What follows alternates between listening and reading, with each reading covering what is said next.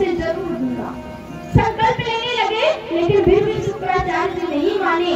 जैसे जो जलपात्र होता है, नली होती है, जैसे कोई भगवान की पूजा करने के लिए लोटा होता है, उसमें नली होती है जल के निकलने की।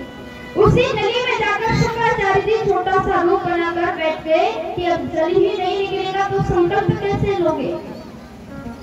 जल नहीं निकला तो वामन भगवान समझ गए, अपनी आसन से एक तिनका निकाला और फेंक करके नली में मारा तो शुक्राचार्य की एक आंख चली गई।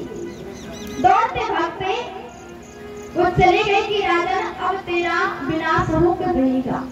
राजा बलि ने संकल्प लिया कि हे महात्मा, मैं आपको 3 पग धरती देता हूँ। जैसे ही संकल्प छोड़ा, वो देखते देखते 52 अंगुल का बालक, वो बटुक वामन भगवान देखते देखते विराट हो गए और पहले पग में ब्रह्मांड को नापा, दूसरे पग में पूरे पाताल को नाप लिया, चारों लोगों को नाप लिया। और तीसरा पग कहाँ रखूं? तीसरा पग जो बलि था, अपने आप को समर्पित कर दिया कि अब मेरे पास कुछ नहीं बचा, केवल ये मेरी देह है, इसे ही माप लीजिए। ऐसा भाव देखा, ऐसा प्रेम देखा। तीसरे पग में प्रभु ने बलि को नाप लिया और प्रसन्न होकर के लिए कि ये वही वामन भगवान है। श्री राधे।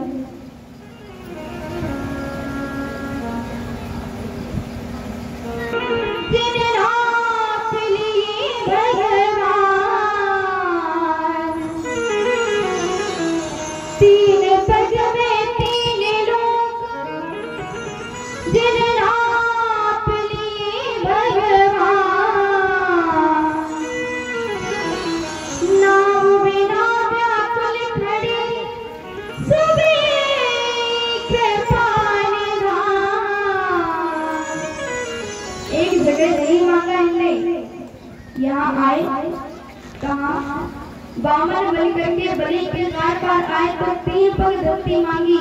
राम अवतार में केवट के पास गए तो वहां भी मांगे, लेकिन रूप बदलने की कला तो अच्छी है।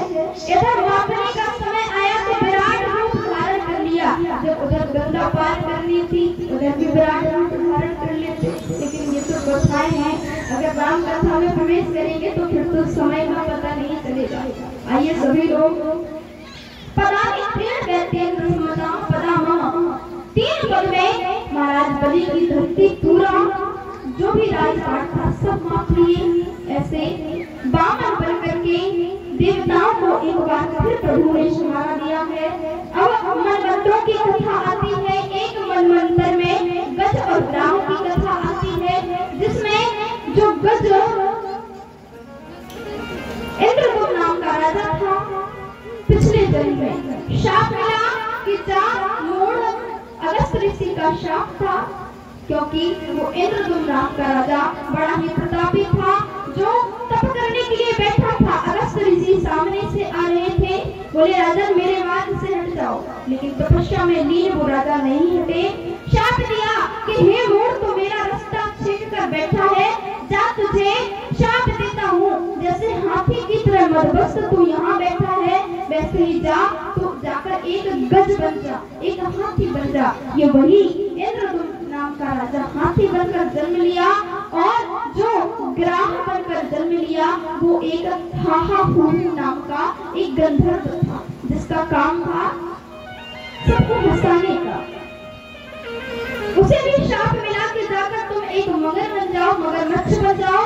वही ग्राह बनकर आया, लेकिन जब गज जल क्रीड़ा कर रहा था, वो हाथी जल क्रीड़ा कर रहा था अपने परिवार के साथ, तो वो ग्राह जल में आया और हाथी को पकड़ करके निगलने लगा। तो वो गज किसी और की तरफ हाथ न फैलाकर उसने भगवान को याद किया और स्वयं नारायण दौड़ते भागते आए और गज की रक्षा की, ग्राह का अंत किया।